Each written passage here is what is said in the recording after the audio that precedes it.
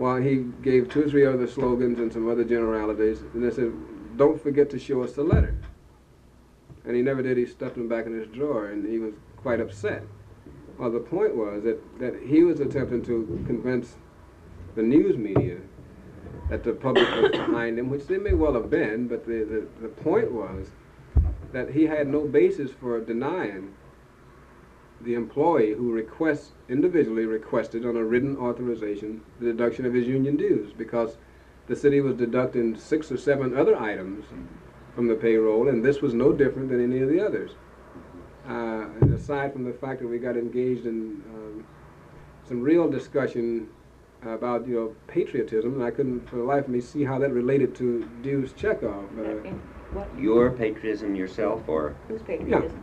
For instance, we drew the analogy that the individual has to request the city to deduct anything from his salary. And the city has a war bond project, this type of thing. So we simply drew the parallel that you allow them to request the payroll deduction for savings bonds. And in my personal view, not that saving bonds are unimportant, but the question of the city allowing them to do that is no more critical there than it is here, because his individual interest is involved. Well, he says that, he personally can't see the relationship of the analogy, and that he wants us to know that he will support our boys in Vietnam anytime. I'm not sure what that had to do with anything. Yeah. What kind of response, if you're a union negotiator, what kind of response do you make to a statement like that? I just simply told him that it's got nothing to do with the war in Vietnam. It's got nothing to do with any war. It's just the basis of the issue is that you allow it to be done under the guise of patriotism, and which leads me to believe that you consider unionism unpatriotic. Now, do you feel in all of this, we can really run this to the ground, and I'm sure you don't want to, I think you've expressed the mayor's attitude, and this is very important, but also, again, to maybe get in a little depth as to the reason why, did you feel at any time that it was because of his inexperience in union affairs, and the whole concept of unionism went against his grain? The concept of unionism without question went against his grain. And let me draw an example of what he said. And this was during the mediation sessions that were set up by Rabbi Wax.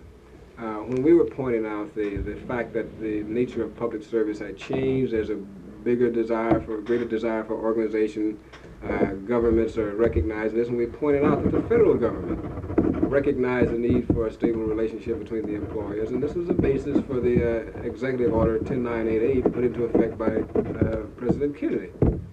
And he said that he didn't care what them immoral politicians in Washington did. He wanted us to know that the same situation was not going to exist in Memphis, Tennessee. So it was just a complete detachment from the issues. Now, he went on, let me make just this one point, at great length to point out how the city had operated for years with a relationship with unions. It had no trouble and didn't get involved. The union didn't get involved in the city affairs, and the city didn't get involved in the union affairs. He was talking about the craft unions, which I suppose a number of city employees belong to, carpenters, pipe fitters, and this type of thing. But he didn't appear to understand what was taking place. You see, the craft unions get together and they establish a rate for a particular job with the private employers. And they in turn simply send the rate over to the city. They don't come over and bargain with them, they just tell them what it's going to be. And the city doesn't get involved in the negotiations on wage rates. And secondly, the city cannot hire because of the manner in which the craft unions operate. They have a hire and haul policy. Mm-hmm. In order for an electrician to go to this job, he's got to come to the hall first. Mm-hmm. So the city has very little to say about it other than we need X number of men. Mm-hmm. So he has said, oh, we've dealt with unions. And yeah.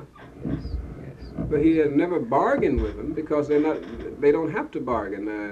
The number of employees who work for the city, for instance, in a carpenters union or a pipe fitters, is minimal compared to those who work in the private sector here. And when the unions get together at the expiration of their contract, they negotiate a new wage rate. They just send the wage rate over to the city. I mean, the city hires a contractor who in turn hires the people. Right. So that's right. Or you may have some actually on Yeah. city payroll who are, But are they members of the union and they have, Yeah.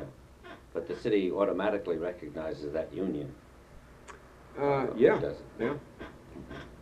Does it have some kind of a written, what is it? The contract is not with the city because of the nature of the work. Yeah. For instance, the building trades may have an agreement with the Associated General Contractors or something. Well, that's the guidelines for the wages, the benefits, and everything else for all their members. Yeah, before we get away from it, very curious.